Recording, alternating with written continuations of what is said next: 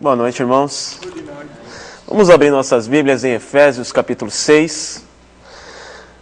Nós vamos ler do versículo 5 ao versículo 9.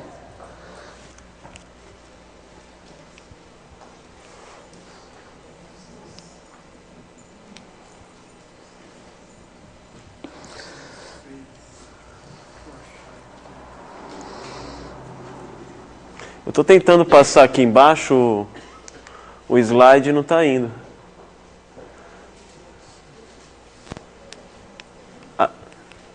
Agora sim, obrigado.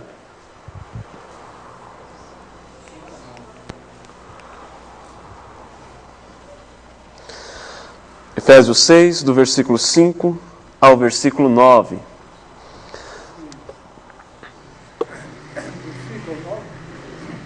Isso. Quanto a vós outros, servos, obedecei a vosso Senhor segundo a carne, com temor e tremor, na sinceridade do vosso coração, como a Cristo, não servindo à vista, como para agradar a homens, mas como servos de Cristo, fazendo de coração a vontade de Deus, servindo de boa vontade, como ao Senhor, e não como a homens, certos de que cada um, se fizer alguma coisa boa, receberá isso outra vez do Senhor, quer seja servo, quer livre. E vós, senhores, de igual modo procedei para com eles, deixando as ameaças, sabendo que o Senhor, tanto deles como vosso, está nos céus, e que para com ele não há acepção de pessoas. Vamos orar? Ó Deus, nós te louvamos, nós te agradecemos por esse dia que o Senhor nos concede, de aprendermos mais uma vez da Tua Palavra, quanto aquilo que é corriqueiro no nosso dia a dia, o nosso trabalho. Que nós possamos absorver conceitos, princípios, vindo da Tua mente, da Tua sapiência, para que nós possamos aplicar em nossas vidas, para que vivamos a vida como o Senhor planejou, ó Deus, e que sejamos dispostos a isso pelo Teu Santo Espírito. Esteja conosco, dirigindo todos os atos desta reunião, e que tudo o que façamos seja para a glória do Teu nome e para a edificação da Tua igreja. No nome de Jesus Cristo nós oramos. Amém. Irmãos, nós continuaremos o nosso estudo falando sobre trabalho. E hoje nós vamos falar sobre um aspecto do trabalho que está lá em Gênesis, que trata da povoação e do domínio da terra por meio dos homens. E como esses dois conceitos podem ser aplicados no nosso trabalho diário. Como esses princípios, eles se aplicam na nossa vida, na nossa profissão, no desenvolver do nosso trabalho. Então nós vamos tratar desses dois conceitos e vamos tratar também de um padrão de serviço que Deus institui na queda. E nós vamos ver qual é no decorrer do estudo, ok? Mas antes disso, vamos louvar a Deus cantando o hino A Trabalho Certo, hino de número 312. Nós iremos acompanhar o playback, então ao som do playback nós ficaremos em pé.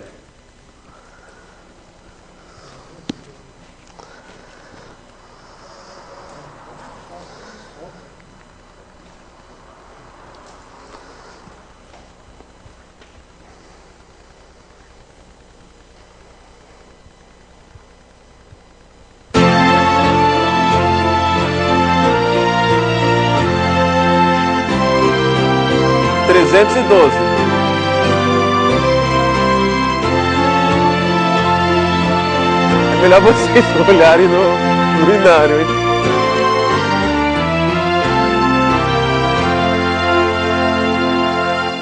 Trabalho certo para ti, cristão, que demanda toda a tua devoção. Venha alegremente a Cristo obedecer, pois só tu, ó crente, o poderás fazer. Por Jesus é trabalhar, prontamente e fielmente trabalhar, em servi-lo que prazer. E só tu, ó crente, o poderás fazer. Para cada crente o Mestre preparou um trabalho certo quando resgatou. O trabalho aqui, Jesus te chama aqui. Como será feito se não for por ti? Oh, Jesus é trabalhar, prontamente, fielmente trabalhar, em servi-lo, que prazer, que só tu, ó crente, poderás fazer. Mesmo que humilde, sendo para Deus, Ele é contemplado lá nos altos céus, e o esforço feito não será em vão, se tiver de Cristo plena aprovação. O Jesus é trabalhar, prontamente, fielmente trabalhar, em servi-lo, que prazer, e só tu, ó crente, o poderás fazer.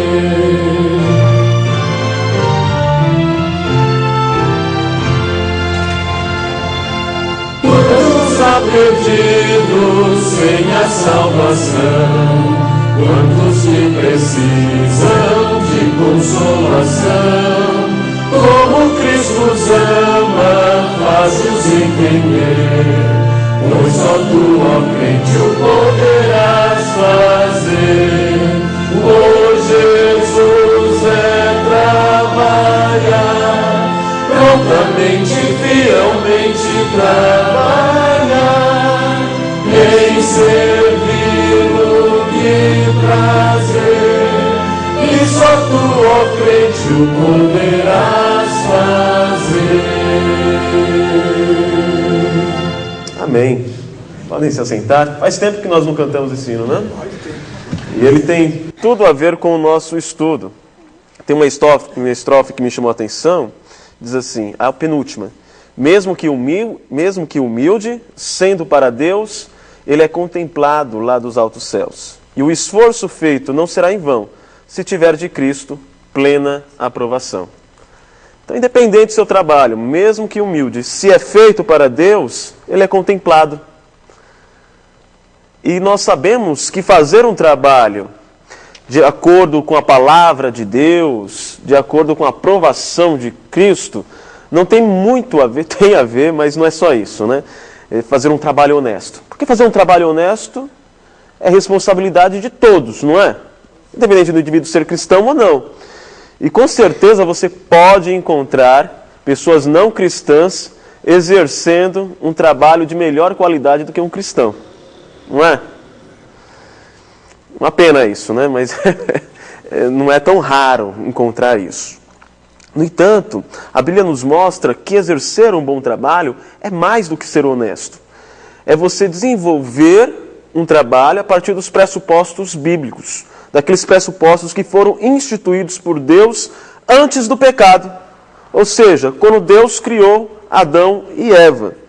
E é essa ideia que nós iremos desenvolver hoje. Vamos ler Gênesis 1, versículo 28.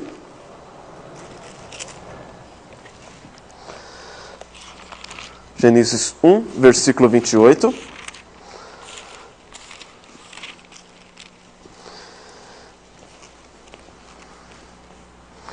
Eu vou ler esse primeiro versículo e depois os irmãos vão ler os seguintes e o Gustavo vai nos ajudar, né, Gustavo?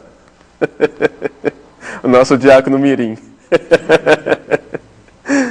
Gênesis 1, versículo 28, diz assim: E Deus os abençoou e lhes disse: Sede fecundos, multiplicai-vos, enchei a terra e sujeitai-a, dominai sobre os peixes do mar, sobre as aves dos céus e sobre todo animal que rasteja pela terra.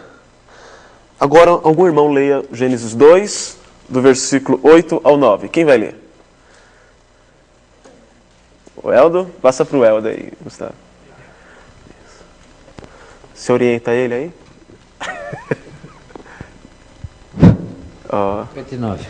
Isso. Do solo fez o Senhor Deus brotar toda sorte de árvores agradáveis à vistas e boas para alimento, e também a árvore da vida no meio do jardim, e a árvore do conhecimento do bem e do mal. E saiu um rio do Éden para regar o jardim, e dali se dividia, repartindo-se em 4 braços. Até aí. Agora o versículo 15 ao 22. Dona Thelma, pode ler?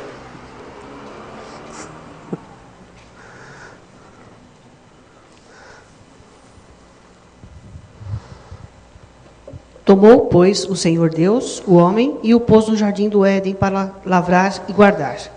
Ordenou o Senhor Deus ao homem, dizendo: de toda a árvore do jardim podes comer livremente. Mas da árvore do conhecimento do bem e do mal, dessa não comerás, porque no dia em que dela comeres, certamente morrerás. Até o 22. Disse mais o Senhor Deus: não é bom que o homem esteja só. Far-lhe-ei uma ajudadora que lhe seja idônea. Da terra formou, pois, o Senhor Deus todos os animais do campo e todas as aves do céu, e os trouxe ao homem para ver como lhes chamaria. E tudo que o homem chamou a todo ser vivente, isso foi o seu nome. Assim o homem deu nomes a todos os animais domésticos, às aves do céu e a todos os animais do campo. Mas para o homem não se achava ajudadora idônea. Então o Senhor Deus fez cair um sono pesado sobre o homem, e este adormeceu. Tomou-lhe então uma das costelas e fechou a carne em seu lugar. E a costela que o Senhor Deus lhe tomara, formou a mulher e a trouxe ao homem. Pode ler até o versículo 25 para nós fecharmos esse. Então disse o homem: esta é agora o osso dos meus ossos, a carne da minha carne, e ela será chamada varoa, porquanto do varão foi tomada. Portanto, deixará o homem a seu pai e a sua mãe, e unir-se-á à sua mulher, e serão uma só carne. E ambos estavam nus, o homem e sua mulher, e não se envergonhavam. Ok. Com o passar dos anos, se você tem uma ideia da história da igreja, nós percebemos que em cada época uma doutrina foi mais enfatizada. E o motivo da ênfase de determinada doutrina é porque haviam heresias contrárias à ênfase dessa doutrina. Por exemplo, no princípio, as doutrinas que foram mais enfatizadas foi a divindade de Cristo, a sua humanidade, também a trindade. Por quê? Porque havia heresias com bases gnósticas que questionavam a pessoa de Cristo.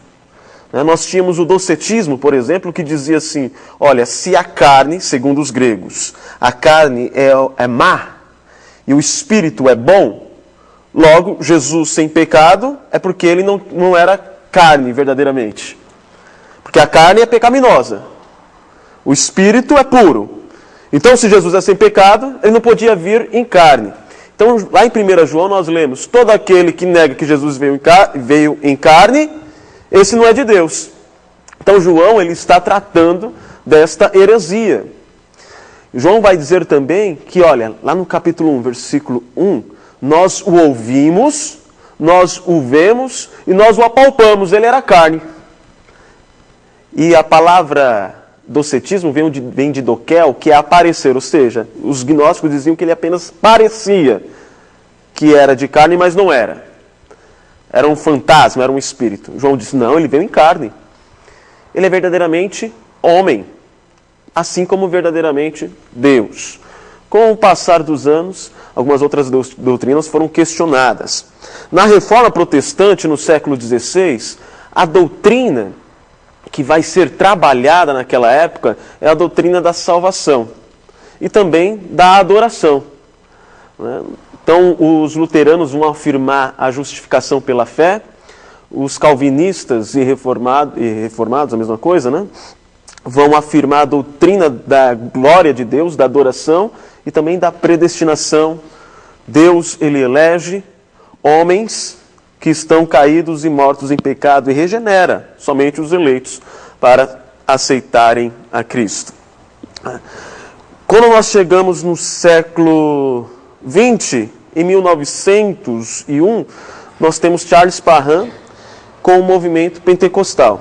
Depois de Charles Parham, nós temos o Seymour, da Rua Azusa, que era um pastor negro, que é discípulo de Charles Parham e vai desenvolver o pentecostalismo como nós vemos hoje. Então a doutrina que foi trabalhada naquela época, no século XX, foi a doutrina do Espírito Santo. Agora nós chegamos no século XXI, e qual doutrina que os irmãos entendem que deve ser mais trabalhada, que deve ser mais trabalhada, né? Que o povo sente falta? Deu para entender a pergunta? Qual doutrina? Nos nossos dias. Pela igreja. Soberania de Deus. Sim. O que mais? Que os irmãos percebem que, olha, nós temos que trabalhar isso. Porque as pessoas têm visões erradas. Eu acho que o homem voltou a acrescentar muitas coisas à palavra de Deus. Acho que deveria haver também um novo solo escritura. Muito bem, muito bem. A doutrina da salvação, sim, também. Em termos, porque assim, a doutrina da salvação ela até é pregada, mas mais no sentido de barganha, né? Tipo, se você fizer alguma coisa boa, você vai ganhar salvação, senão você pode perder. Então, precisa ser trabalhado mais, é um entendimento melhor sobre isso e tirar também das pessoas aquela coisa de que se eu buscar Deus, Ele vai me dar aquilo que eu quero, entendeu? De barganha, né? De troca, sim, verdade. Tem cuidado com essa doutrina, porque de vez em quando a gente vê que ele é desviado. É verdade. A Bíblia fala claramente. Eu achei surpreendente a resposta do reverendo Weber, né? Doutor Weber, reverendo doutor pastor Weber, né? E eu concordo com ele. Ele dizia assim que a doutrina hoje que deveria ser mais trabalhada é a doutrina da criação. É verdade. A próxima pergunta seria por quê? Por quê? Nós estamos vivendo numa época conhecida pelos intelectuais como pós-modernismo. O que é o pós-modernismo? Ora, depois do modernismo, né? Então, a ênfase do modernismo, que começa no século XIX, com o iluminismo francês, a ênfase está na razão, não é? Então, tudo deveria ser explicado se passasse pelo crivo da razão. Até mesmo os conceitos bíblicos deveriam passar pela razão. Então, quando eu lia os 10 mandamentos, eu digo, bem, isso é racional. Porque se a sociedade seguir os 10 mandamentos, nós vamos ter uma sociedade equilibrada. É bom ter uma sociedade em quem ninguém rouba, ninguém mata, ninguém adultera. É bom, você mantém a saúde, né? Você mantém uma sociedade saudável. Mas quando o indivíduo lá do século XIX, influenciado pelo racionalismo, pelo iluminismo, lia que Jesus transformou a água em vinho, isso passa pelo crivo da razão? É atestado pela razão? Não. Então eles diziam, bem, isso daí é lenda. Isso não. Isso a gente já não crê. Né? Nós guardamos isso para questões particulares. Ou isso é um simbolismo. Não é? É uma lenda que é simbólica, é figurada. Jesus queria dar um outro ensino sobre isso. Eles não acreditavam literalmente nos milagres da Bíblia. Nessa época nasce aquilo que nós chamamos de liberalismo teológico, que ainda continua até hoje. Os liberais, quando nós falamos que um fulano é liberal teologicamente, não significa que ele é liberal no sentido, eu vou na igreja de bermuda, de boné, não é isso. Um liberal é aquele indivíduo que ele não crê em milagres. Ele vê a Bíblia apenas como com conceitos que têm aplicações sociais, apenas. Mas ele não crê em milagres, ele não crê na pessoa de Cristo como sendo Deus. Né? Nessa época também, nós temos uma ênfase na razão, no sentido de que, olha, nós vamos aplicar a razão nas ciências e nós vamos erradicar as doenças. Vamos aplicar a razão na economia e nós vamos erradicar a fome. nós vamos nos desenvolver a partir da razão e vamos viver num mundo melhor, de igualdade, de fraternidade. É nessa época também que nasce a filosofia positivista, de Auguste Comte, e dessa vertente nasce a nossa inscrição na bandeira do Brasil, que está escrito Ordem e Progresso. Ou seja, a razão vai levar à ordem e vai levar também ao progresso. Bem, eles conseguiram isso? A razão levou o mundo a erradicar a fome, a curar todas as doenças. Nós vivemos num mundo instável economicamente, menos violento? Não. Nessa época surgiram várias guerras. A Primeira, a Segunda Guerra Mundial. Depois, o conflito na Coreia. Né? Nós temos depois vários outros conflitos armados se espalhando pelo mundo. E a fome aumentou. Surgiram outras doenças. Algumas afirmações científicas foram constatadas que estavam erradas. Então eles perceberam que a ciência não é onisciente. Então nós percebemos um declínio da razão. O homem pós-moderno é aquele que vem depois do modernismo. O homem pós-moderno, ele já não acredita que a razão vai levar ele à ordem e ao progresso. O homem pós-moderno, ele tem um pouco de racionalismo, sim, mas ele dá mais ênfase à emoção. E ele já não tem uma perspectiva, uma expectativa boa do futuro. Ele pensa assim, eu tenho que viver o quê? O aqui e o agora, porque o futuro é incerto. Então nós vivemos em um mundo em que as pessoas são imediatistas. Nós vivemos num mundo em que as pessoas pautam as suas decisões mais por questões emocionais e que tem a ver com o prazer do que questões racionais. Então, na época que nós vivemos, o indivíduo, não que não houvesse adultério antigamente, né? Mas o adultério ele aumenta, porque o indivíduo ele tem um casamento de 20 anos, mas só que aí ele tem uma proposta com a secretária nova de ter um prazer imediato e de ter um prazer em que ninguém vai ficar sabendo, tal, etc. Então ele arrisca o casamento dele de 20 anos para ter esse prazer imediato. Né? Então nós vivemos num mundo também sem base. Embora antigamente, no modernismo, eles enfatizassem muito a razão dizia que ia levar as pessoas a uma verdade objetiva. Agora não, agora tudo é relativo. Eles dizem, não, eu tenho a minha verdade, você tem a sua verdade. Né? Tem um filósofo muito conhecido mundialmente, que é o Zygmunt Bauman, que ele diz, nós vivemos em uma era líquida. Ou seja, que não existe estabilidade, e também numa era líquida porque nós somos adaptáveis. Nós criamos verdades pessoais, não cremos numa verdade absoluta e nos adaptamos àquilo. Então, este é o mundo que nós vivemos. E o mundo que nós vivemos, ele trabalha também com um conceito que foi desenvolvido na literatura e agora está sendo aplicado na sociedade, que é o conceito de desconstrução. E o que é o conceito de desconstrução? O conceito de desconstrução ele trabalha a partir de questionamentos. Então ele pergunta, por que o homem é o líder e não a mulher? Por que dois casais, ou melhor, um casal de um homem e outro homem, e um outro casal de uma mulher e uma mulher, não podem ser considerados uma família? Então ele trabalha com questionamentos.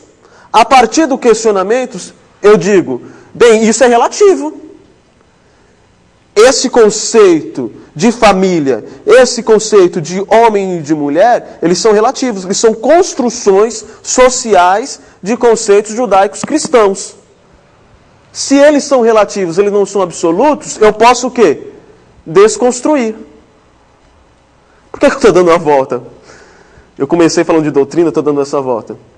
Porque isso nos lembra que hoje a principal doutrina que deve ser trabalhada na igreja é a doutrina da criação. Porque se o desconstrucionista trabalha com questionamentos, por que as coisas são assim, eu devo respondê-las. Mas para respondê-las eu devo saber. Eu devo entender que algumas coisas são o que são, não é porque elas são construídas socialmente, é porque Deus estruturou assim. Óbvio, tem coisas na nossa cultura que é apenas cultural, não é estrutural. Foi o homem que impôs. Mas tem conceitos estruturais que Deus colocou dessa maneira. E quando eles são vividos de outra forma, nós acabamos nos inclinando a uma ruptura da sociedade, a um caos social. Né? Hoje, a política progressista, né, marxista, trabalha muito com essa coisa de, olha, vamos desconstruir os conceitos ocidentais para implantarmos novos conceitos, né, e criar uma nova sociedade. Eu estava lendo um artigo que o reverendo Maurício me mandou, do PCO, muito interessante. Ele falando dos braços para a desconstrução social, que é o feminismo, o LGBTS, que cresceu, né, a sigla, né, LGBT, não sei das quantas, vai aumentando, né? Os movimentos sociais e os sindicatos, todos unidos, com a ideia de que, ó, somos minorias e as coisas devem mudar. E aí ele mostra que para que a renda ela seja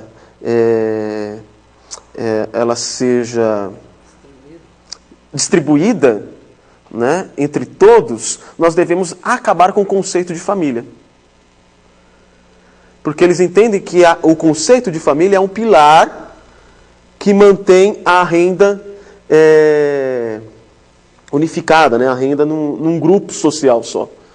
Porque ele diz assim, nesse conceito de família, você tem um líder, que é o homem ele mantém essa família, ele tem mais acesso a cargos, ele ganha mais, e depois ele vai passar essa renda para quem? Para os seus filhos legítimos. Mas se eu destruo esse conceito de família, e eu digo que agora 2 lésbicas podem ser consideradas uma família, 2 homossexuais homens podem ser considerados uma família, eu já mudo esse sistema de herança hereditária, embora seja uma redundância, né? Então, hoje, a família, hoje, até mesmo o conceito de trabalho, o conceito de religião, eles têm sido considerados como relativos. E há uma pressão do mundo para desconstruir esses conceitos e construir uma nova sociedade baseada em outros pilares. Vocês já assistiram aquele filme? Acho que boa parte já assistiu. Filme não, série. Como que é? Jornada nas Estrelas. Aí começam aquelas letrinhas assim no início, né? Nós temos a Jornada nas Estrelas, nós temos 2 eras. A primeira era estava muito ligada ao modernismo. Você tem o Spock, né? O da orelhinha, né? Quem é o Spock? Qual é a personalidade do Spock? Vocês lembram? Quando a Enterprise, a nave, né? Quando os tripulantes da nave têm algum problema, eles recorrem ao Spock. Por que o Spock? É o técnico, é o cientista. E qual é a maior característica do Spock? Ele não tem emoção. Ele é racional. Então o Spock, ele é o ideal do modernismo. Ele é o homem ideal, segundo o modernismo. O homem ideal, segundo o modernismo, é o homem que não é influenciado por suas emoções. É um homem racional. Mas a segunda era, a era do Jornada nas Estrelas, ele mudou. Então surgiram outros personagens para substituir os personagens antigos. E na segunda era do Jornada nas Estrelas, quem substitui o Spock é o Data. O Data é um androide.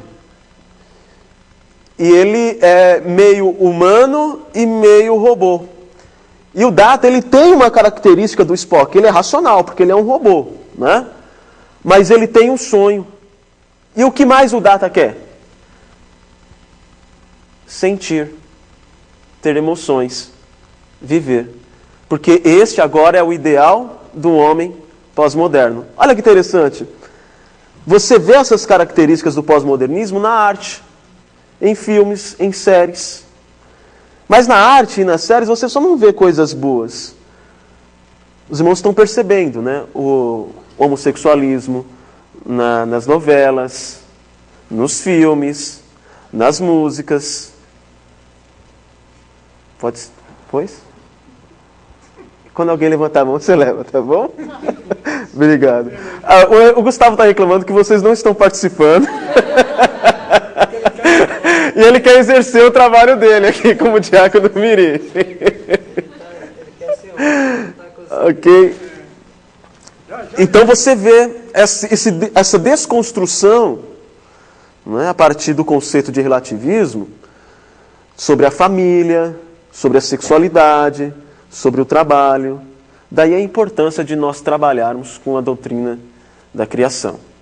Nós estamos falando da doutrina da criação, mas a partir do trabalho. Já vou conseguir passar aqui. 1 hora, né? Então. Ok.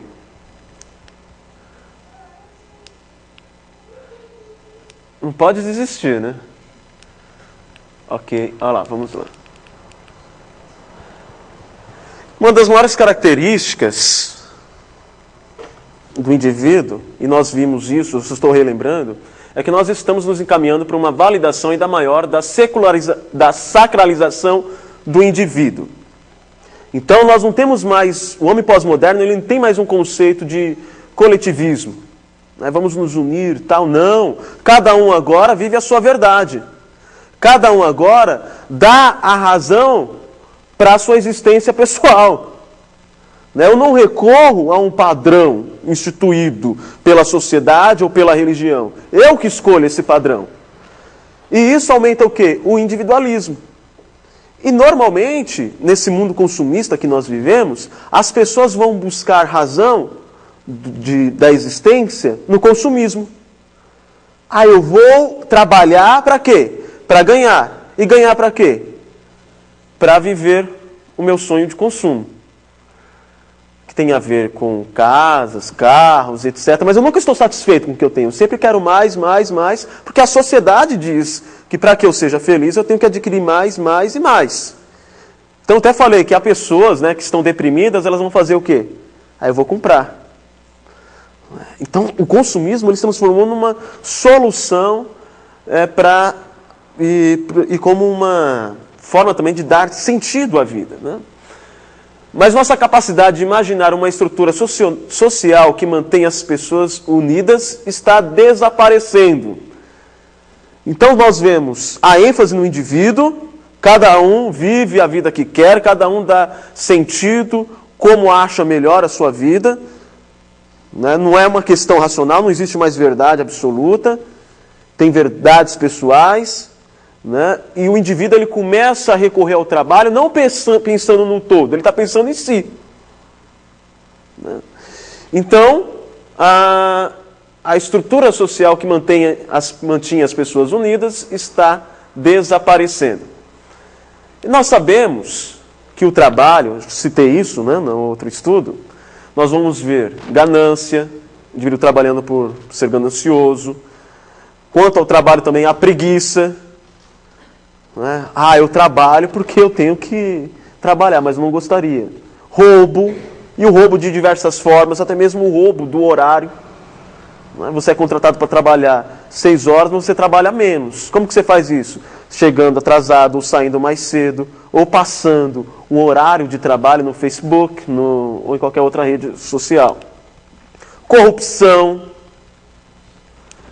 desonestidade, irresponsabilidade ecológica. Irresponsabilidade ecológica eu vou trabalhar, eu vou extrair da terra o quanto eu puder, pouco me importa a geração futura. Isso tudo tem como ênfase, ou melhor, como base, o egocentrismo. O egocentrismo. E o que é o egocentrismo? O egocentrismo ele começa na queda, quando o homem ele rejeita a estrutura teocêntrica. Repare que Adão e Eva não comiam do fruto porque Deus disse, não coma. a serpente começa a enrolá-los, né? E dizer, não é bem assim que Deus disse. Aí nós vemos o texto. Vendo Eva que o fruto era bom, agradável aos olhos, repare que é Eva que vê, não é Deus que diz para ela. Então ela assume para si uma estrutura antropocêntrica. O que é uma estrutura antropocêntrica? É quando o homem diz assim, eu tenho a autonomia. Eu que interpreto a realidade a partir de mim mesmo. Então eu interpreto dessa forma, você interpreta da forma que você quiser. Cada um faz o que é bom segundo o seu coração. E a ênfase no egocentrismo, né, essa vida egocêntrica, nos leva a esses pecados. Roubo, ganância, preguiça, desonestidade e etc.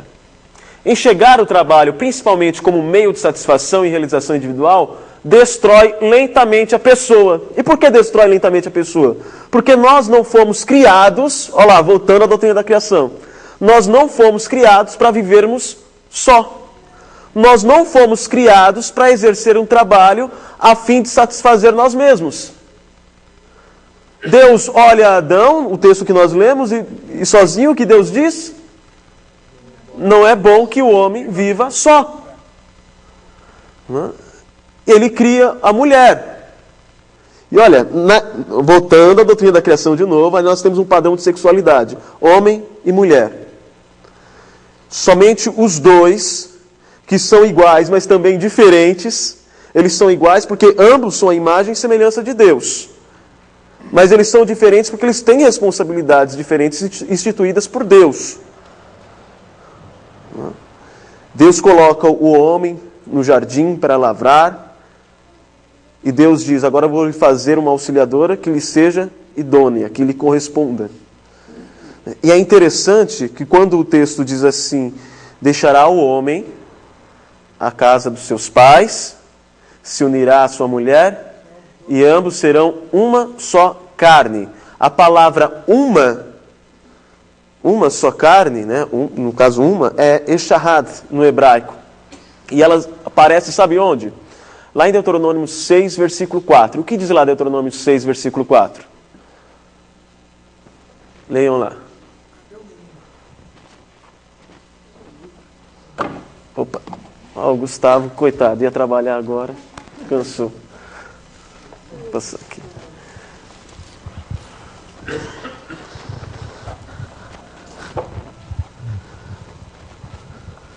É 6:4. Isso. Ouça, ó Israel, o Senhor é o nosso Deus, o Senhor somente. Ok. A palavra eshahad para uma só carne aparece aí. Onde que aparece? O único Senhor. Os judeus, eles têm duas palavras.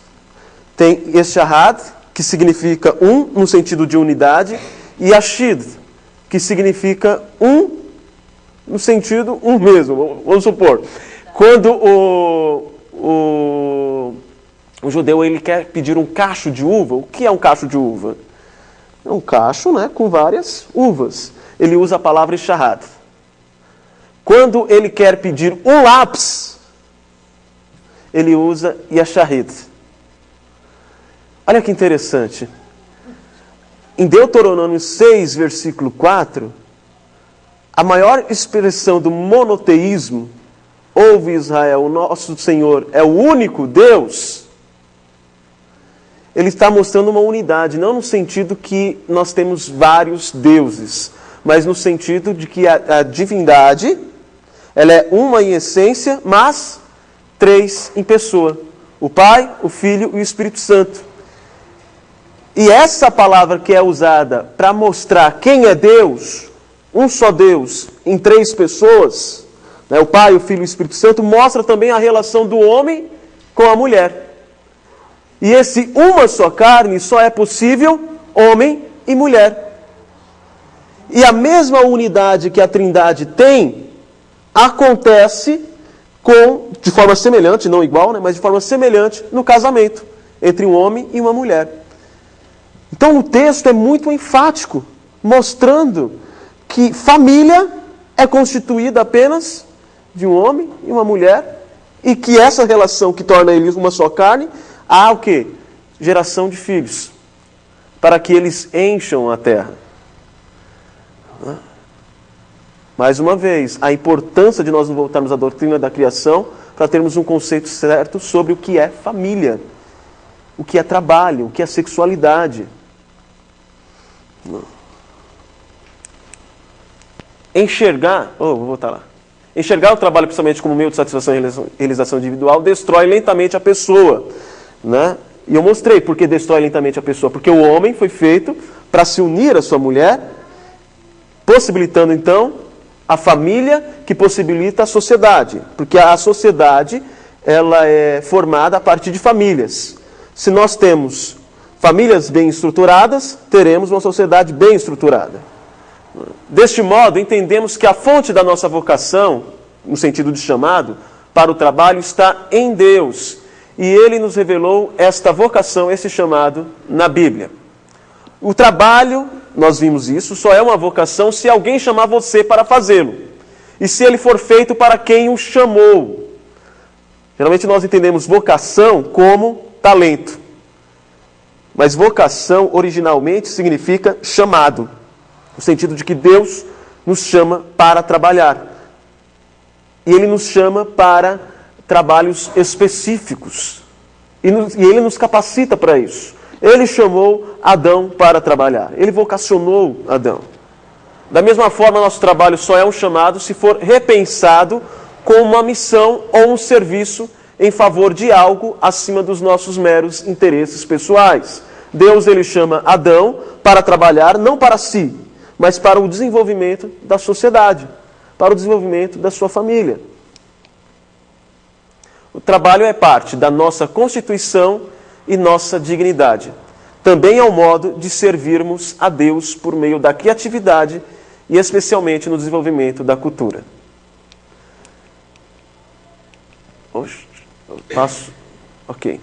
Hoje nós vamos trabalhar brevemente com esses três conceitos, que são os princípios criacionais para o desenvolvimento da terra. Nós vamos ver o que isso significa. Primeiro, o texto diz, Deus diz a Adão, enchem a terra. Vocês vão encher a terra. O que isso significa? Dominem sobre a terra. E ele dá um padrão de trabalho. Nós vamos falar desses três conceitos. Vocês vão encher a terra, vocês vão dominar a terra, mas a partir de um padrão de trabalho. E esse padrão de trabalho não tem a ver comigo apenas.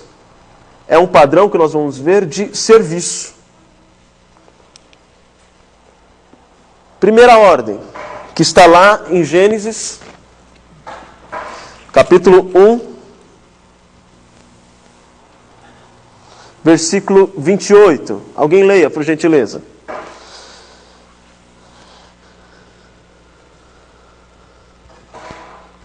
Lê o 27 e 28, por gentileza. Criou, pois, Deus o homem à sua imagem. A imagem de Deus o criou. Homem e mulher os criou.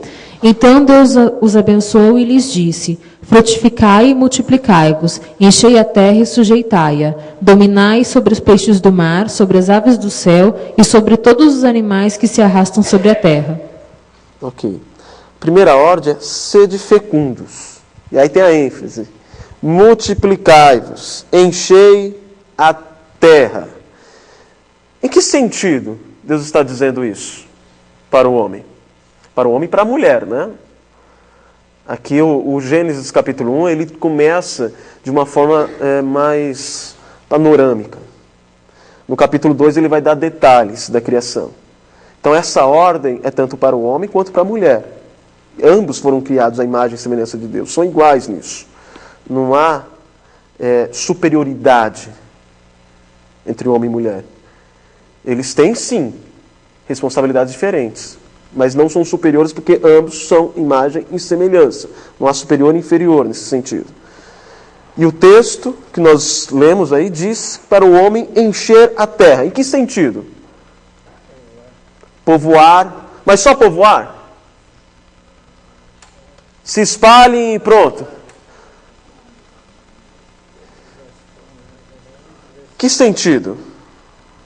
Não é de preservar a terra também, que estão cortando as matas, Sim. Mas até aí ele está dizendo apenas para encher a terra. Encher a terra. Está se falando do quê? Como que eles iriam encher a terra? Com filhos, se multiplicando. Então, reparem. Está se falando de procriação, não é? Mas procriar para quê?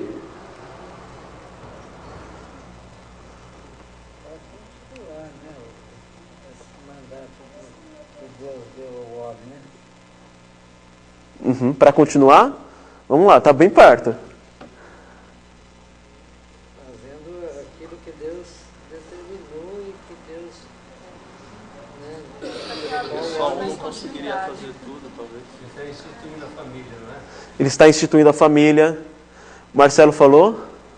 Que ele não conseguiria fazer talvez tudo sozinho. Ele não conseguiria fazer tudo sozinho. A ordem é passada para as gerações. A Bruna tinha dito? Para ter continuidade. Repare, quando Deus diz enchei a terra, Ele está dando essa ordem para Adão e Eva, mas só que essa ordem ela é repassada para seus filhos. E tudo que Ele irá dizer é passado para toda a humanidade. Não é só para Adão e Eva. Nós falamos aqui de mandato. É o mandato que Deus está dando para a humanidade. Vocês vão encher a terra. E à medida que vocês forem se espalhando pela terra, vocês vão desenvolvê-la. E vocês vão gerar cultura. Vocês vão gerar sociedades. E vocês vão manter a terra, vocês vão cultivar a terra. Olha a importância da família e do trabalho. São conceitos que estão sendo questionados atualmente. O trabalho está ganhando um caráter apenas pessoal, individual. Eu trabalho para o meu bem-estar, para realizar os meus sonhos. A família está sendo relativizada. Não, família é qualquer ajuntamento, desde que haja sentimento, desde que haja amor. Mas para Deus, há objetivos definidos. Vocês vão procriar. E a procriação só é possível com a relação de uma só carne, que é semelhante à união da Trindade. Não é? Exatamente. E vocês vão trabalhar para desenvolver a cultura em torno do mundo, em toda a terra. Vocês vão encher. E logo em seguida o que Deus diz? Ainda no versículo 28. Olha as ênfases. Sede fecundos, multiplicai-vos, enchei a terra. São conceitos... É uma ênfase, né, do conceito de se multiplicar, de encher a terra. Depois ele diz o quê? Sujeitai-a e dominai sobre os peixes do mar, sobre as aves dos céus e sobre todo animal que rasteja a terra. Então nós vimos que primeiro recebemos a ordem de encher a terra, crescer em número. Isso significa civilização, não apenas procriação. É procriação, mas uma procriação civilizada. Não é como os animais. É interessante que nós vamos ver que Deus está dando uma ordem para que o homem repita os seus atos, os atos de Deus na criação. Porque Deus, Ele coloca a vegetação e Ele enche a terra de vegetação. Ele cria animais no mar e Ele multiplica esses animais. E aí Deus vai dar essa ordem para o homem. Vocês vão dar continuidade no meu trabalho.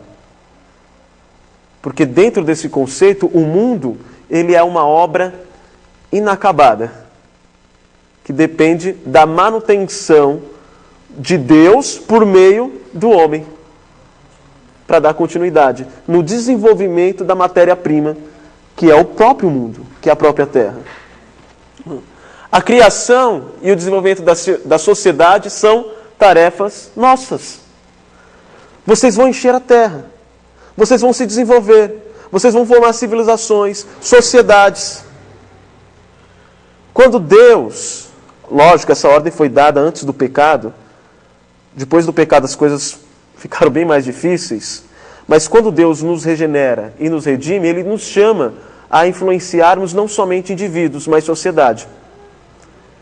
deste conceito de que Deus nos chama para influenciarmos a sociedade, nós nos opomos ao secularismo. O que é o secularismo? O secularismo é o indivíduo que diz, não, religião não tem nada a ver com política, não tem nada a ver com arte, não tem nada a ver com profissão, administração, trabalho. Mas a partir desse conceito, não. Nós vimos que Deus nos chamou para influenciar as civilizações. E segundo, fomos chamados para dominar e sujeitar. E a palavra sujeitar aqui indica que o mundo, até mesmo em sua forma original e pura, sem pecado, foi criado por Deus com necessidade de ser trabalhado. Olha que interessante. Deus não deixou as coisas tudo prontinhas. Ele poderia fazer isso. Mas Ele deu a Adão e a Eva um mundo que deveria ser desenvolvido, trabalhado. Olha como que fica mais enfático esse conceito de trabalho. O mundo, ele deve ser desenvolvido. O próprio Deus, por meio de sua providência, trabalha. Em Gênesis 1, versículo 28, Deus nos manda que sejamos seus imitadores e façamos as mesmas coisas que Ele fez, encher a terra e dominá-la. Alguns vão dizer que este texto dá aos seres humanos licença para abusar da natureza. Isso é verdade? Não, né? E por que não?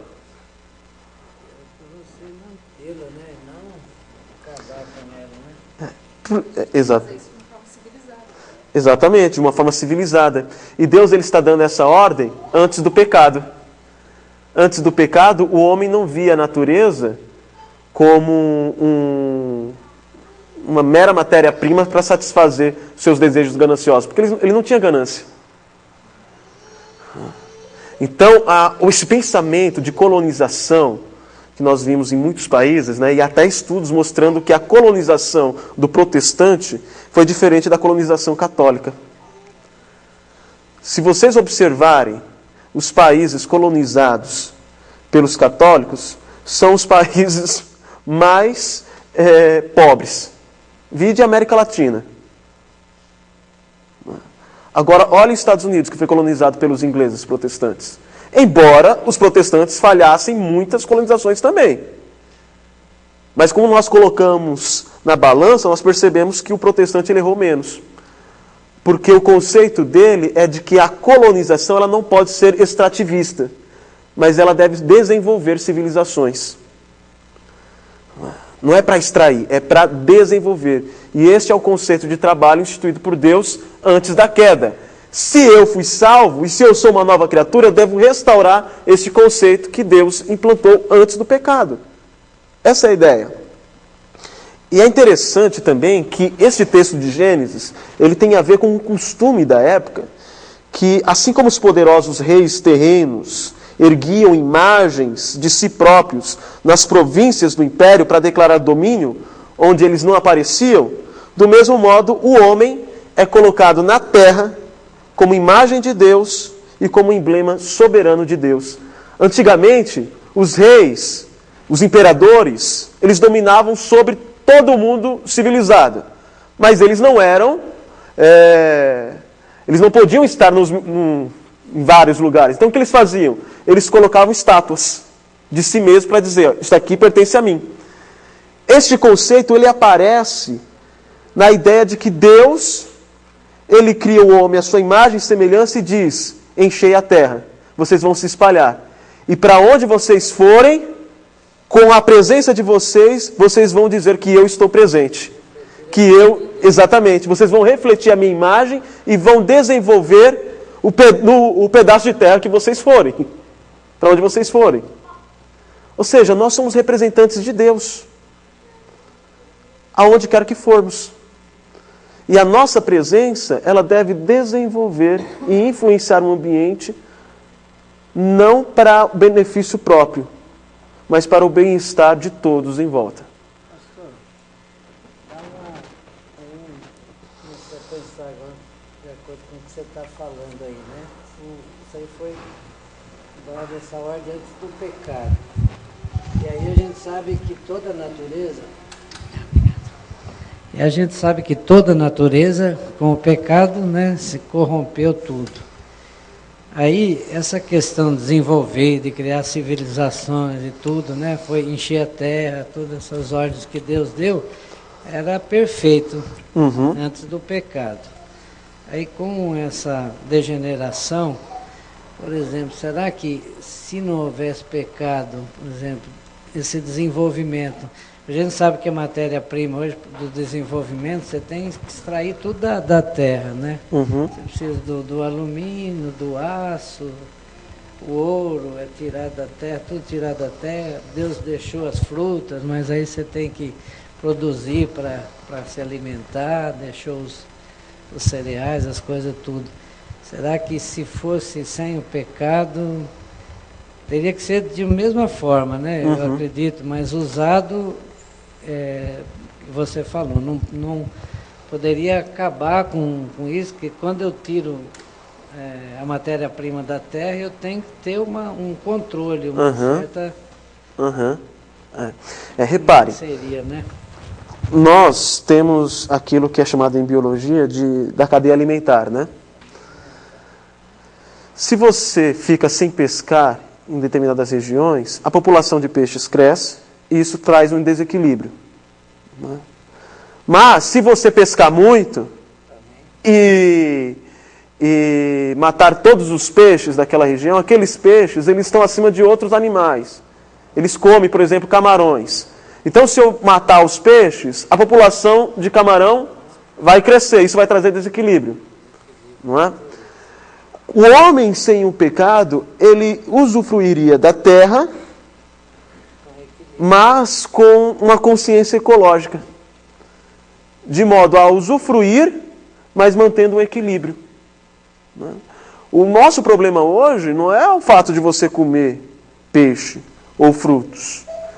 É por causa da ganância do homem, nós extraímos mais do que precisamos, né? Com mais do que precisamos para sobreviver, e fazemos isso de um modo de prejudicar os outros, financeiramente, né? Nós vivemos em uma época em que o desperdício é evidente, principalmente no Brasil. Tem muita gente morrendo de fome, é verdade, mas há muito desperdício. Você quer ver isso? Por exemplo, você vai num restaurante. Nem sempre você consegue comer tudo que colocam para você. No Ceasa. Mas é que você tem um indivíduo que ele detém o capital, estou falando que nem um marxista agora, né? Ele detém lá os meios de produção, não é? Ele desperdiça, mas ele não divide com ninguém, porque se ele dividir, ele pode perder clientes, né? Supostos clientes ali. Então é mais fácil você se matar de trabalhar para ter o que eu estou vendendo. E eu prefiro jogar no lixo do que dar para você, do que dividir, né? Isso tem a ver com o quê? Com o pecado, com o egocentrismo. Que o pecado entrando em que área? Na área do trabalho, na área cultural. Há uma citação aqui deixa eu ver quem é o ator. Do Wolters, muito interessante. Ele diz assim: a terra antes era completamente sem forma e vazia. Nos 6 dias do processo de criação, Deus formou e encheu a terra, mas não totalmente. Agora as pessoas tinham de trabalhar para desenvolvê-la, sendo frutíferos. Os seres humanos enchem a terra ainda mais ao dominá-la. Acabam por formá-la. Eu vou dominando e vou formando, dando forma à terra. E vou fazendo isso ainda mais. E eu deveria fazer isso como representante de Deus, porque eu sou a imagem e semelhança. Continuamos onde ele parou. Eu continuaria o trabalho de Deus, se não fosse o pecado. Mas, como redimido, eu devo continuar, né? Mas agora o desenvolvimento da terra tem de ser humano. A raça humana povoará a terra com a sua própria espécie e formará a terra para a sua própria espécie. De agora em diante, o desenvolvimento da terra criada será de natureza social e cultural.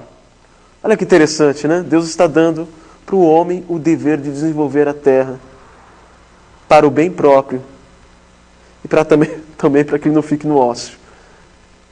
A terra é um jardim a ser desenvolvido. Tá, e como que eu aplico esse conceito à minha vida? Primeiro, com o entendimento de que eu, como salvo e redimido do pecado, eu fui chamado para formar uma nova sociedade.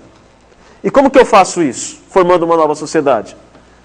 Como que vocês acham? Enchendo a terra. Então, a ordem ainda é fazer filhos, né? É uma das... É fazer de uma forma consciente como a glória de Deus, né? Não é errado você ter muitos filhos e também não é errado você controlar. Dizer, eu não tenho condições para ter muitos filhos. Né? Então, você tem que trabalhar com equilíbrio. Né? É errado quando o casal ele diz assim, eu não quero ter um filho ou mais um filho, porque senão eu não vou comprar aquela TV que eu quero. Ele está valorizando mais o seu entretenimento, né, quando ele troca o filho por questões supérfluas. Não estou falando por questões mais sérias, estou falando por questões mais supérfluas. Né? Aí é errado. Mas quando ele diz assim, olha, nós já temos 2 filhos, ou nós já temos um, e hoje nós não temos condições de manter, né, de educar e de manter como deveria, aí sim, isso é uma questão de bom senso. Né? Mas os protestantes tradicionais, eles sempre tiveram essa ordem como válida para os dias de hoje, de que eu tenho que formar uma sociedade com os conceitos que Deus instituiu na criação. E como que eu formo essa sociedade? Primeiro, enchendo a terra, tendo filhos. Não tendo muitos filhos, né? Então, 2, 3, tendo dentro das suas condições, eu tenho filhos. E eu instituo nele, através da educação, esses conceitos bíblicos. Olha, vocês vão viver diferente. No mundo é comum roubar.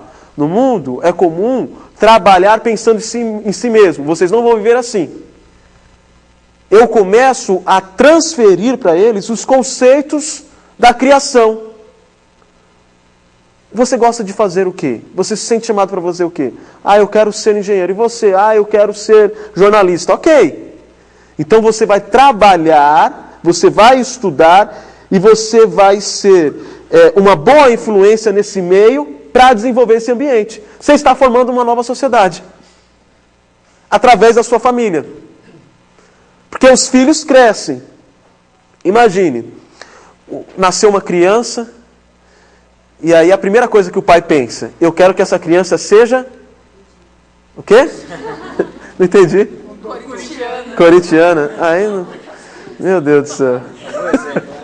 Acabou o exemplo. O que o pai quer, independente de tudo, eu quero que meu filho seja uma pessoa... Não, fora de questão... Vamos sair dessa questão de profissão. Generalizar. O que você mais quer para o seu filho? Independente da sua profissão ou da... Felicidade. Eu quero que meu filho seja feliz.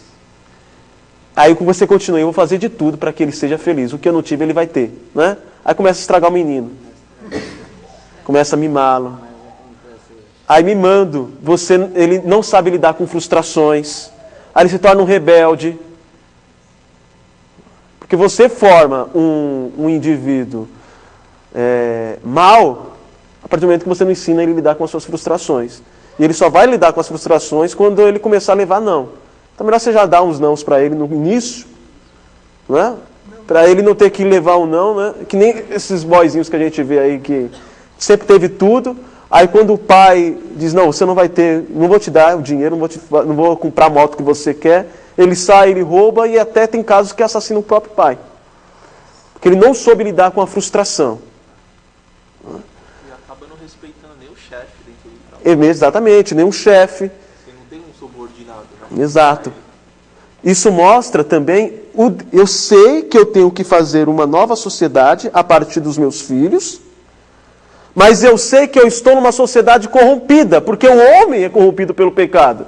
E se eu sei que o homem é corrompido pelo meu pecado, eu tenho que pegar pesado com meu filho. Teve um pastor, o Paul Jelly, ele foi dar uma palestra no Mackenzie, ele contou uma história que aconteceu no bairro dele, de um menino que os vizinhos viram o pai batendo no menino. E aí eles entregaram esse pai para a polícia.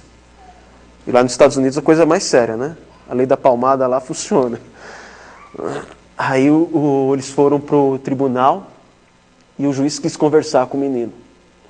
Ele falou assim, por que seu pai te bateu? Aí ele falou, porque eu mereci. Aí ele falou, você mereceu? É. Mas seu pai, o que você acha do seu pai? Você não acha que ele é mau? Não, ele não é mau não, ele me ama. O seu pai te ama? Ama. Mas ele te bateu então, ele me bateu para me corrigir. Foi assim que ele me ensinou. Você não está bravo com o seu pai? Não, não estou.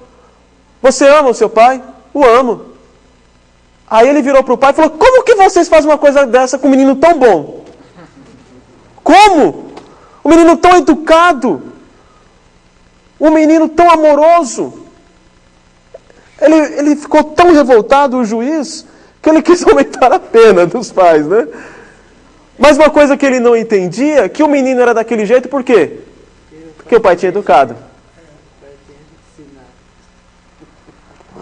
Então repare, novamente, a importância do conceito de criação. Como Deus criou, como a queda deturbou. Então se a queda deturbou meu filho, eu devo ser mais rígido na educação. Não estou falando de espancar, de bater. Estou falando de orientar, de disciplinar. Eduardo? Queria saber se, por exemplo, né, Paulo dizia que o casamento não era em si uma obrigação, e que se dependesse dele, né, todos seriam solteiros. E há também casais que optam por não ter filhos. Isso seria uma contramão da Bíblia? Eu já ouvi até casais dizerem que não querem ter filhos por medo de colocá-los no mundo que a gente vive, ou perigoso. Então... ok. Então, primeiro, a questão de Paulo, né, de não casar. Aquilo ali não é um preceito que serve para todas as épocas, mas é um princípio que pode ser aplicado quando nós consideramos o contexto em que ele disse aquilo.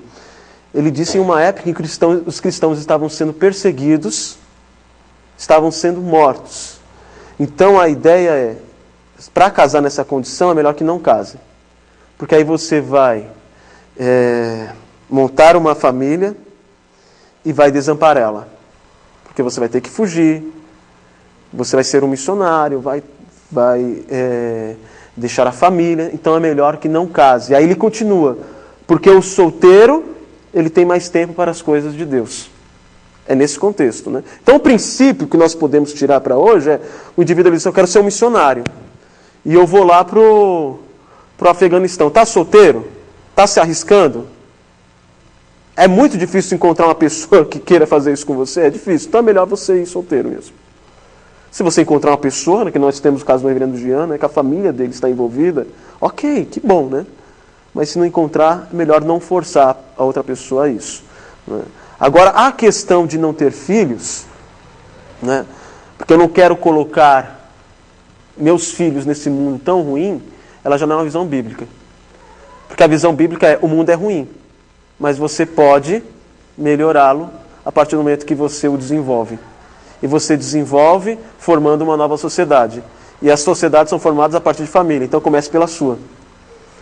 Não é? Nós temos muita ideia assim, dos solteiros, né? Diz assim, eu quero que Deus prepare uma esposa para mim, eu quero que Deus prepare um esposo para mim.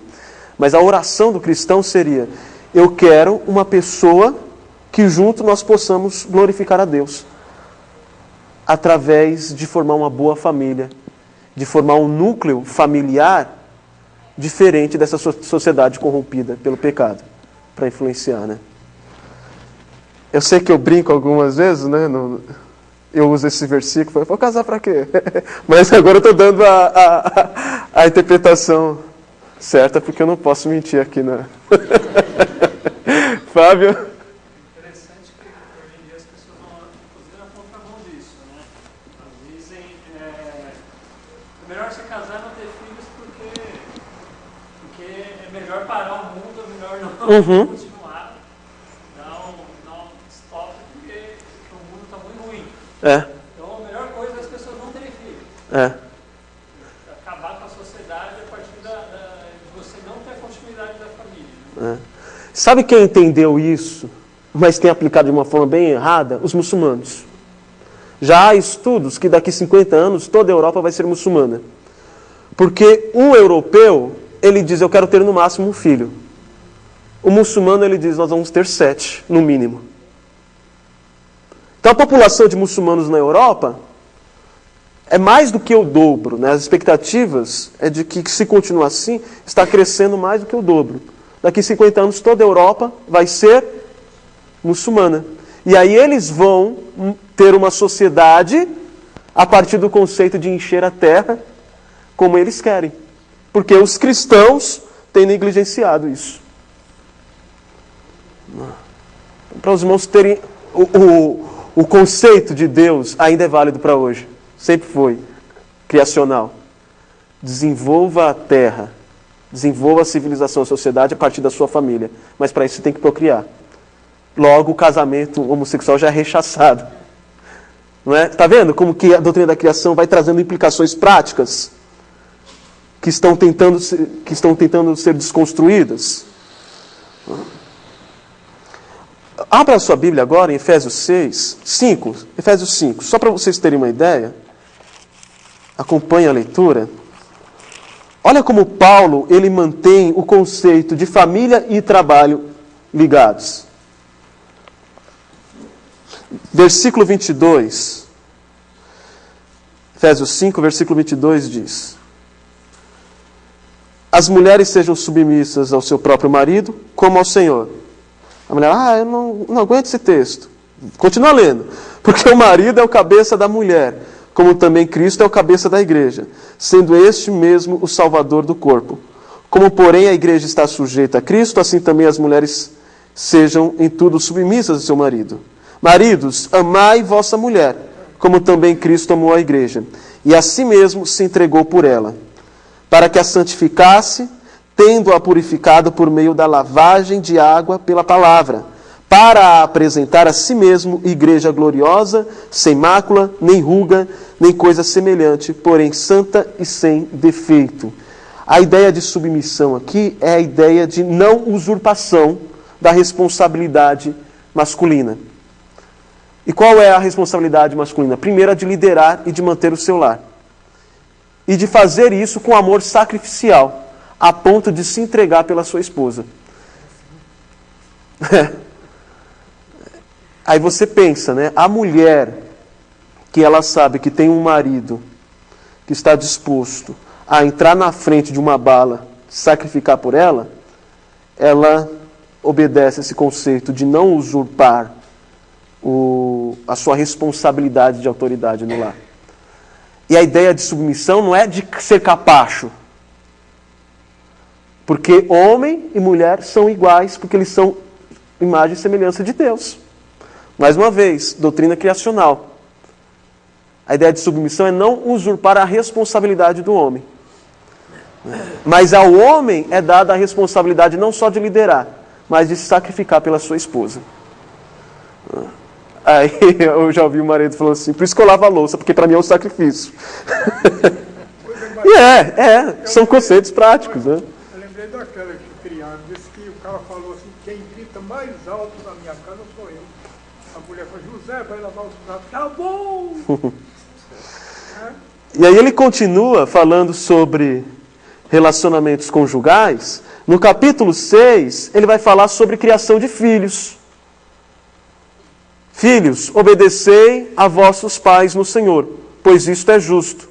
Honra teu pai e a tua mãe, que é o primeiro mandamento com promessa, para que te vá bem e sejas de longa vida sobre a terra.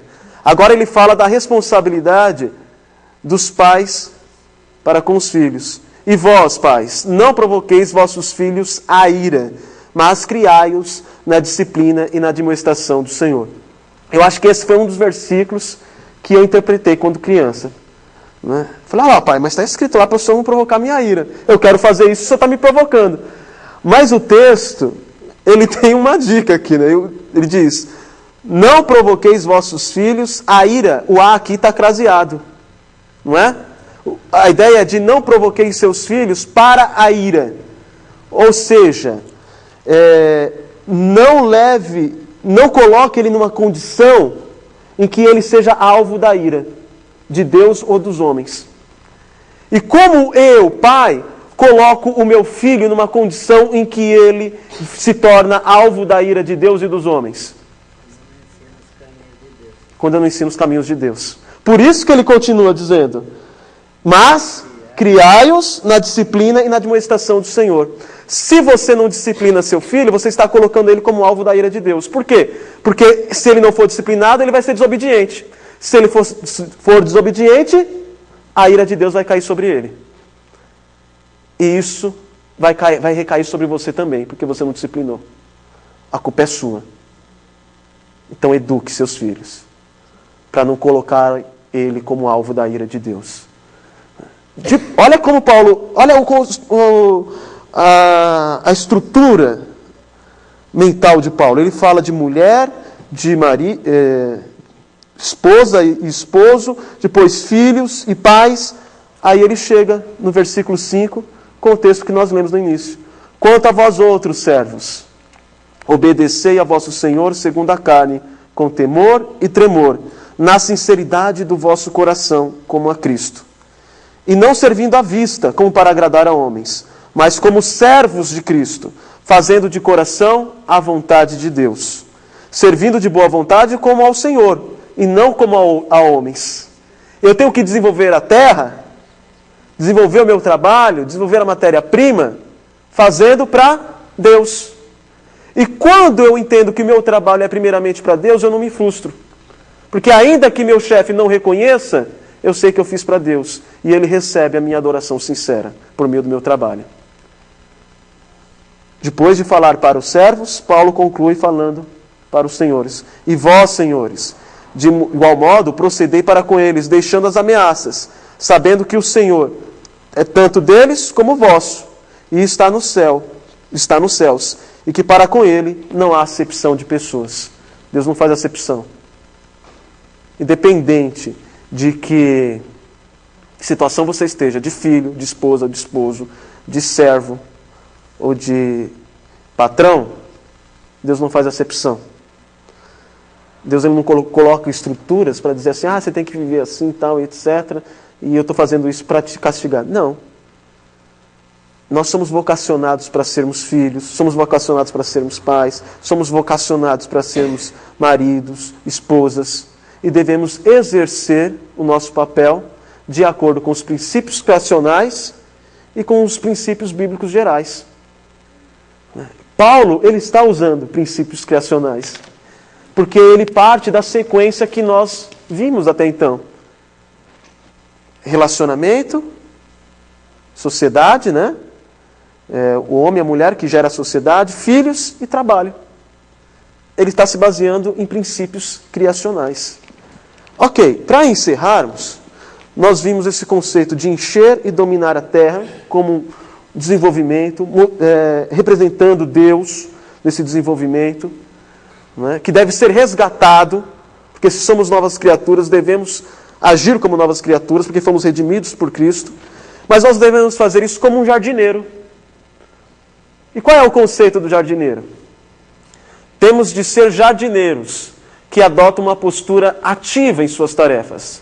Jardineiros não deixam a terra como a encontram.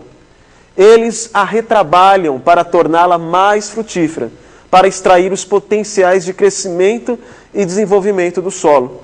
Os jardineiros escamam o solo e trabalham nele com um objetivo em mente: dispor a matéria-prima do jardim de modo que produza alimento, flores e beleza.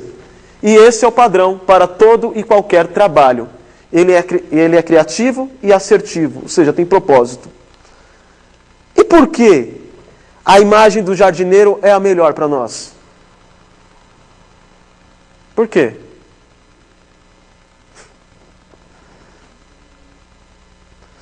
Não consegue fazer uma conexão?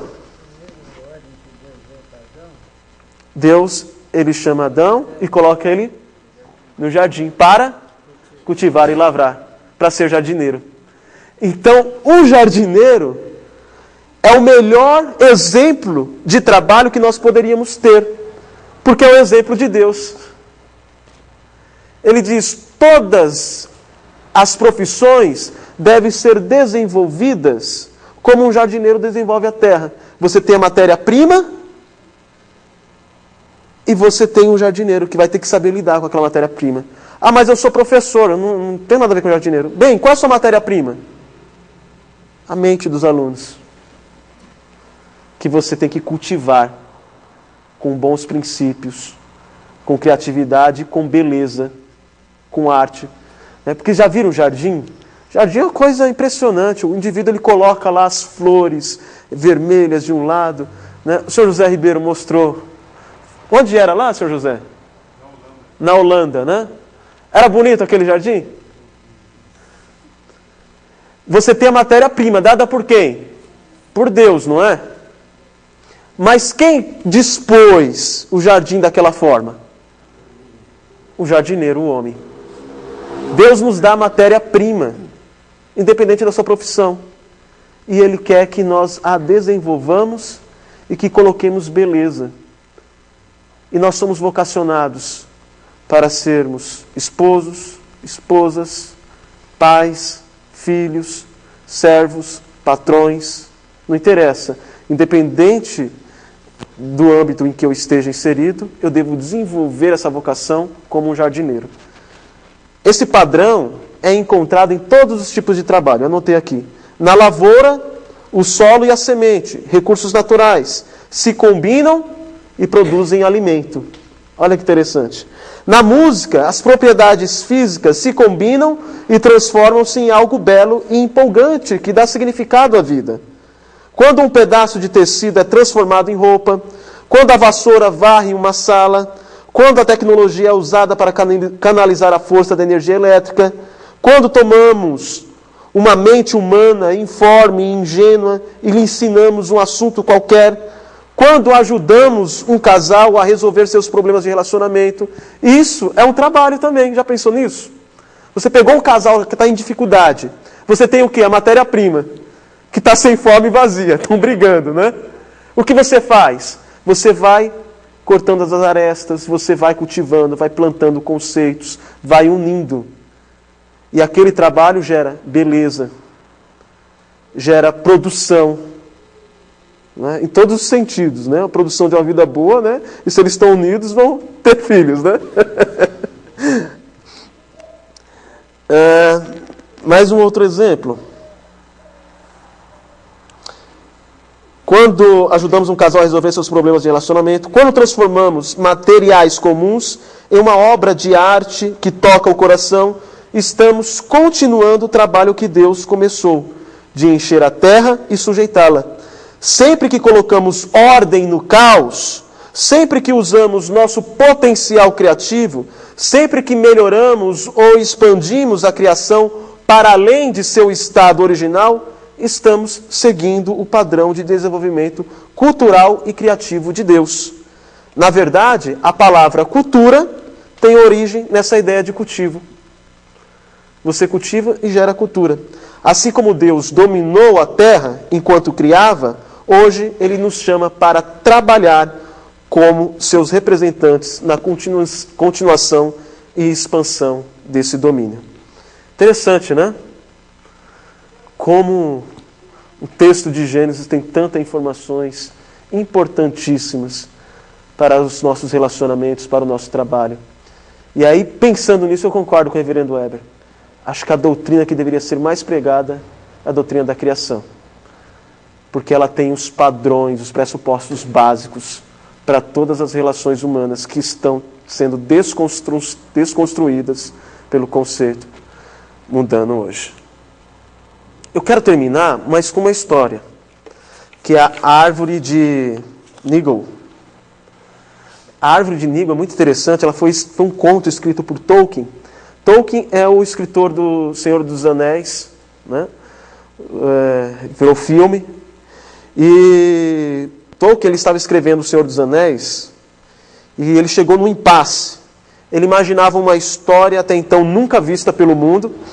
Em sua história ele queria resgatar a mitologia nórdica, mas com conceitos cristãos. Então, cada personagem do Senhor dos Anéis, ele representa uma característica de Cristo. Por exemplo, não ia falar do Andy, mas não é. O Hobbit lá que leva o anel. O Frodo. O Frodo, ele representa Cristo levando o pecado. Né? O rei, ele representa Cristo como rei. Então, cada personagem, ele representa uma característica de Cristo. E ele busca, ele queria escrever a partir da mitologia nórdica. Né? O projeto exigiu que ele criasse elementos de vários idiomas e culturas imaginários, como também resgatasse milhares de anos de história de várias nações. Ele se deu conta que a narrativa se dividia em subtramas. Personagens importantes viajavam, enfrentavam múltiplos perigos e circunstâncias complicadas. Como se tudo não bastasse, naquela época estourou a Segunda Guerra Mundial. E ele tinha 50 anos de idade, enquanto ele estava escrevendo. Embora ele não tivesse sido convocado para lutar, ele tinha experimentado a Primeira Guerra Mundial. Né? Ele tinha experimentado o horror. E ele estava com esse impasse, e ele começou a se desesperar, achando que nunca terminaria a sua obra, porque estava muito difícil e ele poderia ser alvo da guerra. Nesse período, perto da casa dele, existia uma árvore ao lado da estrada, e ele viu que um dia ele acordou e viu que a árvore tinha sido mutilada pelo vizinho. Tinha sido cortada, mas não cortada com cuidado. Cortou de qualquer jeito, tal, e etc. E ele olhou para aquela árvore e ele se identificou com ela. Ele falou, eu sou essa árvore. Eu não vou dar frutos. Eu vou ser mutilado pelas circunstâncias. E essa minha obra nunca vai ter êxito. Ele falou que aquilo lá, então, era a sua árvore interior. Neste mesmo período, um jornal pediu para ele escrever um conto. Olha, nós gostaríamos que você escrevesse um conto. E ele, precisando de dinheiro, ele deu uma pausa na obra do Senhor dos Anéis e começou a escrever o conto. E o conto se chamou A Árvore de Nigel. Ou melhor, a Árvore de Nigel não, a Folha de Nigel. Né? A Folha de Nigel. Embora Nigel seja um personagem principal, o nome Nigel, no inglês arcaico, significa trabalho ineficiente. Então ele está escrevendo algo que ele está vivendo. Né? Nigel representava o próprio Tolkien, que conhecia muito bem seus defeitos. E ele era um perfeccionista, mas propenso à ansiedade. E também à procrastinação. Né? Depois eu deixo, tal, etc. E qual é a história de Nigel? Nigel, ele tinha uma grande jornada a ser feita, embora ele não quisesse fazer. Nigel estava tentando pintar um quadro específico. Ele tinha em mente a imagem de uma folha, depois uma árvore inteira, e em sua imaginação, atrás da árvore, um país começou a aparecer. Florestas que se alastravam pela terra, cumes e montanhas cobertas de neve. E ele pensou, seja como for, terminarei esse quadro. Meu quadro verdadeiro antes de eu iniciar a jornada. Nigel trabalhou em sua tela, dando um toque aqui, um toque ali, retirando um borrão, mas sem fazer muito progresso. Ele era do tipo do artista mais habilidoso em pintar folhas do que árvores. E ele começou a detalhar na folha. Nigel gastava muito tempo em uma única folha. Ele tentava conseguir o tom exato, o reflexo exato, as gotas de orvalho mais precisas. E por mais que se esforçasse, pouco era feito na tela. Ele só tinha pintado a folha até então.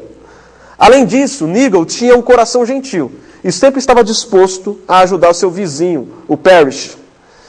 E certa vez, Parrish insiste que ele saia no frio e na chuva atrás de um médico para a esposa.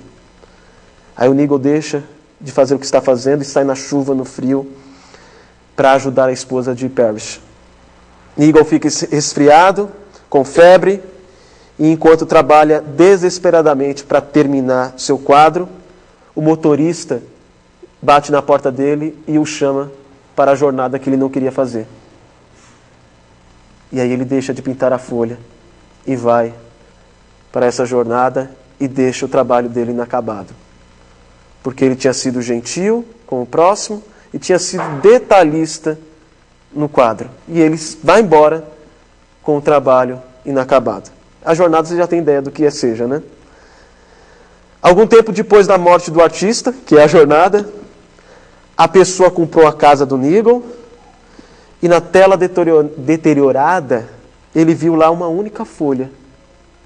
Ele achou linda. E ele achou tão bonita que ele levou para um museu. E ele expôs aquela folha no museu.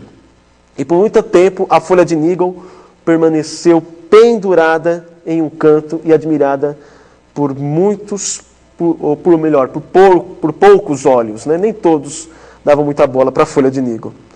Mas a história não termina aqui. O corpo de Nigel é enviado de trem para as montanhas celestiais da vida após a morte. E nos arredores do país celestial, uma coisa chama a atenção de Nigel. Ele está andando e de repente ele vê a árvore. A árvore que ele tinha imaginado e que ele não tinha conseguido pintar. E ele vê a árvore concluída. E era muito melhor do que ele tinha imaginado na mente dele. E ele ali em volta, ele vê os montes, ele vê a neve, e ele vê aquela paisagem toda que ele tinha imaginado, mas que ele não tinha conseguido concluir no quadro. Então ele vê a árvore se dobrando com o vento, as folhas mexendo, e ele admirou a árvore, ergueu os braços devagar e abriu eles amplamente e disse: é um presente. Sabe qual é a moral dessa história? É que você não vai realizar um trabalho ideal aqui na Terra. Outras coisas vão surgir. E você vai ter que parar o seu trabalho para ajudar um filho, para ajudar um amigo, para ajudar alguém que está precisando. E você vai sofrer com isso.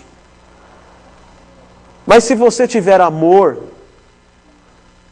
ao desenvolver o seu trabalho, você vai se concentrar e vai ser detalhista. Ainda que você não consiga concluir aqui. Mas no final você sabe de uma coisa. Você foi um instrumento pequeno de Deus aqui na terra para construir algo maior que Ele tem construído por meio de outras pessoas. A vida é como se fosse um mosaico. E você contribui com uma pedrinha que parece ser insignificante. Outro contribui com outra pedrinha. E assim vai indo. Vai indo. E você vai fazendo aquilo de coração, de amor, servindo a Deus. E você diz assim: puxa vida, eu só contribuí a minha vida inteira com aquela pedrinha insignificante. Parece que não adiantou muito eu criar os meus filhos, ser uma boa esposa, ser um bom esposo, ou ser um bom trabalhador. Não. Mas aquele trabalho que para você foi insignificante, ele é essencial, como uma pedrinha que Deus usa para juntar tudo, e lá no céu você vai ver um trabalho maior. Então ele descobriu que o trabalho dele, ainda que não fosse concluído, ele seria um bom trabalho. Porque o que valeria era a motivação. E, por meio do esforço dele, ele estava contribuindo para um plano maior de Deus. Interessante, né? Porque às vezes a gente é pragmático. Mas o que adianta eu fazer as coisas, desenvolver, pensar nesse ideal se esse mundo se corrompe? Né? Por quê? Tudo vai acabar mesmo? Eu vou morrer? Para quê? Você é essencial como instrumento de Deus para esse mosaico belo que Deus está construindo por meio da vida de homens, de instrumentos como nós. Nós fazemos isso para a glória de Deus. Ok, irmãos? Alguma pergunta? Uma colaboração? Falei demais hoje, né?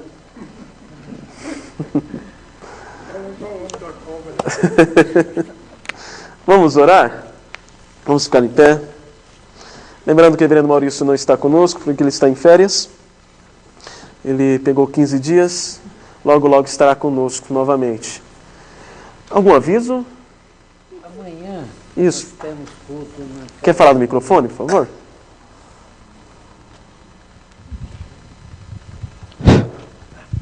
Nós temos culto na casa do David e da Kátia. Eu vou passar aqui na igreja por volta de 8 horas, para a gente ir até lá, aqui pertinho. Quem quiser e puder ir, por favor, estejam aqui. Eu convidei o pastor Abel para estar lá amanhã e ele vai estar conosco lá. Que bom. Eu não poderia estar porque eu vou para uma reunião com a Federação de UMP, né? Os irmãos orem por nós também, que tudo dê certo tanto no culto quanto na reunião, e aqueles que puderem, por favor, estejam aqui no horário indicado pelo presbítero Helder. Com certeza será uma bênção de Deus. Algum outro aviso que eu esqueço? Vamos orar? Ó Deus, nós te agradecemos, nós te louvamos por este período que nós temos de aprendermos mais da tua palavra, de lembrarmos de princípios que estão nas Escrituras, que determinam e que nos direcionam quanto ao nosso modo de trabalhar e de viver os relacionamentos. Que nós os consideremos, que nós apliquemos em nossas vidas, para a glória e honra do teu santo nome, para a nossa edificação e a alegria de todos aqueles que estão ao nosso redor. Ó Pai, nós sabemos que por causa do pecado, aplicarmos seus princípios em nossas vidas tem sido difícil. Pedimos, portanto, a disposição vinda do teu Santo Espírito, para que possamos vencer a nós mesmos, vencer a nossa carne, a nossa inclinação pecaminosa, a fim de que vivamos a vida que o Senhor nos preceitua, que o Senhor nos ensina. Que não nos esqueçamos que a nós foi dado o mandato de nós desenvolvermos a terra por meio da família equilibrada, da família que considera os princípios bíblicos, cada um com a sua responsabilidade, conforme determinaste, que consideremos também os princípios que nos levam a desenvolver o trabalho que honra o teu nome, ó Deus. Um trabalho criativo, um trabalho cuidadoso, como um jardineiro que desenvolve a matéria-prima. E que não nos esqueçamos que nenhum trabalho é vão se nós o fazemos para ti. E que ainda que pequeno aos olhos dos homens, para o Senhor é importante, pois com ele o Senhor mantém a atividade e o equilíbrio da terra. E um dia, ó Pai, nós veremos esse trabalho concluído, não por causa de nós mesmos, mas porque o Senhor os usa para a tua glória e para a honra do teu santo nome. Ó Pai, nós te pedimos a tua bênção, o teu cuidado e a tua proteção, para que cheguemos aos nossos lares em segurança. E também, ó Pai, o desejo e o interesse de vivermos esses preceitos, esses princípios que aprendemos hoje, a partir desta semana. Nós oramos confiados tão somente no nosso Senhor e Salvador, Jesus Cristo. Amém. Amém. Deus abençoe, irmãos. Está encerrado.